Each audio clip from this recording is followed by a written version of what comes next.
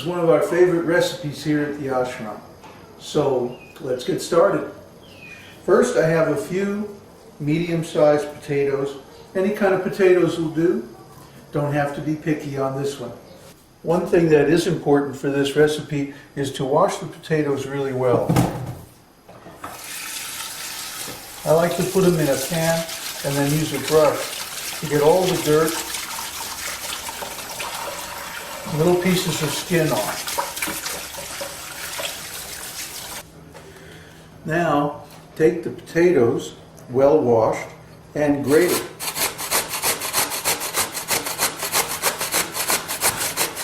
Of course, you can also use a food processor for this if it's more convenient for you.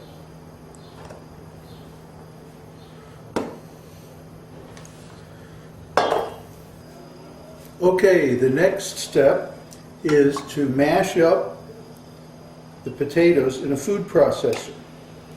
We use our little handy-dandy all-purpose food processing machine here. And at this time, I add the spices. A bit of salt, turmeric,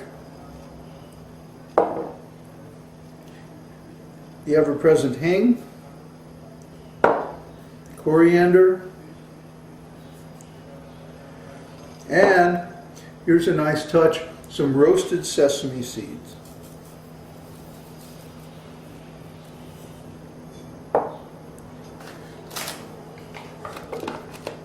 Now we mash it all up.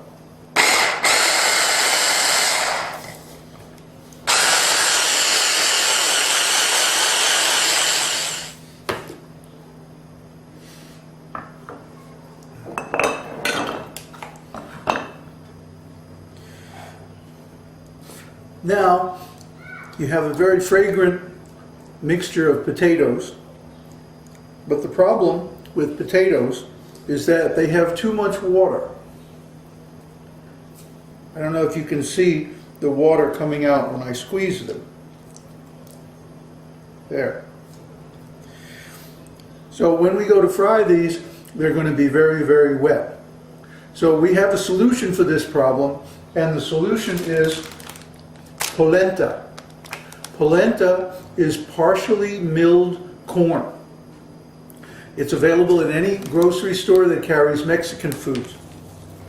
So we put some polenta in with the potatoes, mix it up real good, and let it soak. The idea here is that the polenta soaks up the excess water in the potatoes, and then when you go to fry them, the patties stick together nicely, they don't fall apart in the ghee, and the polenta adds a very nice texture and flavor to the pancakes. So now we put in a little more. Mix it up real good. Fold the polenta into the mashed potatoes and spices.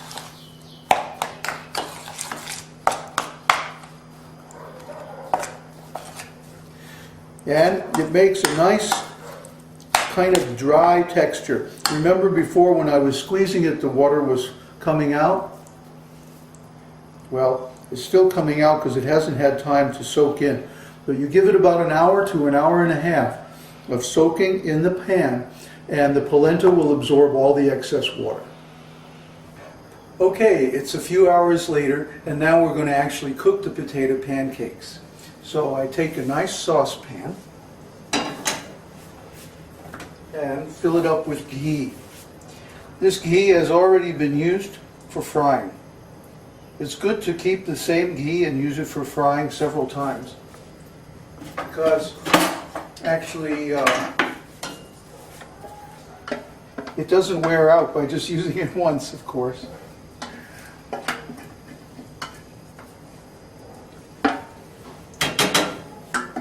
In this case, I'm going to put it on a big high flame because we want lots of heat.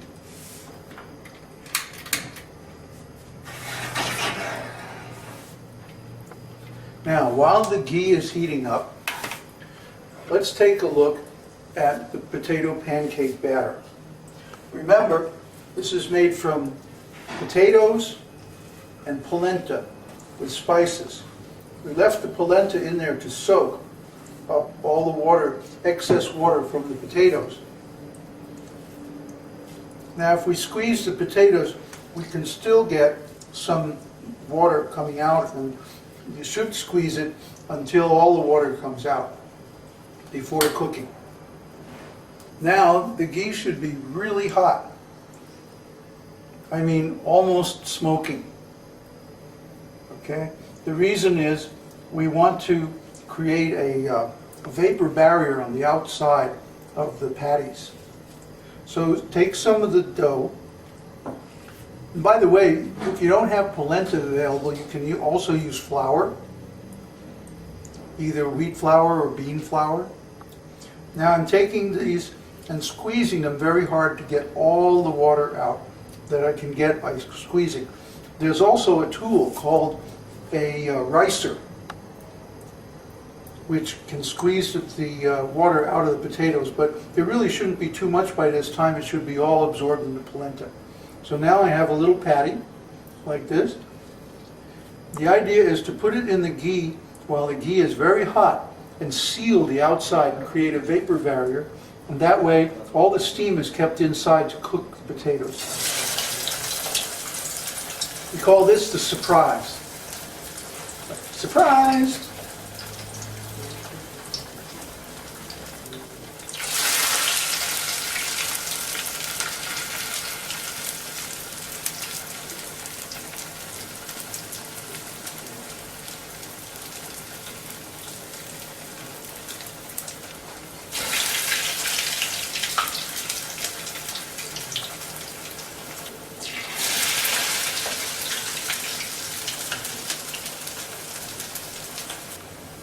The idea is to cook these fairly fast. You see there's already warm that's brown on the bottom. They're all pretty much brown on the bottom. And when they get like that on both sides, they're done. They need to cook for 2 or 3 minutes. Again, you want to have a fairly high flame because turning the water into steam is going to use quite a bit of energy. So you keep the flame high, it keeps the ghee hot, and then when you put the next ones in, they get a nice surprise. Now, of course, there's going to be a lot of little pieces that break off, so you want to spoon those out of the ghee so that they don't burn and make the ghee taste burnt. Because ghee is very good at extracting flavor, and so it will also extract the flavor of anything that burns, especially. So while these are cooking, I'm cleaning out the ghee, taking out all the little broken parts. Now, the way you tell when a patty is done is not by how it looks, but by how it sounds. You hear that sound? Kind of a dry, ringing sound. That's not done. That's not done. That's getting done. Almost done. That's done. Okay? So we take them out, get the ghee, drain back, and put it over here to cool. Try to clean up some of those little pieces. At the end I'll show how to clean the ghee after frying so that you can use it again and again. Well, that one's almost done. Hear the noise? Oh, that's done.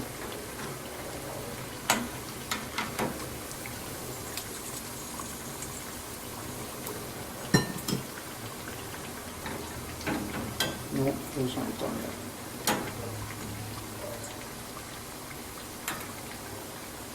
Frying, deep frying is an art in itself.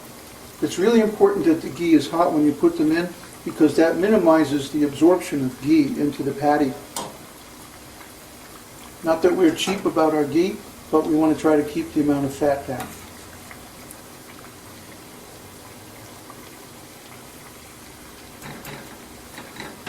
No?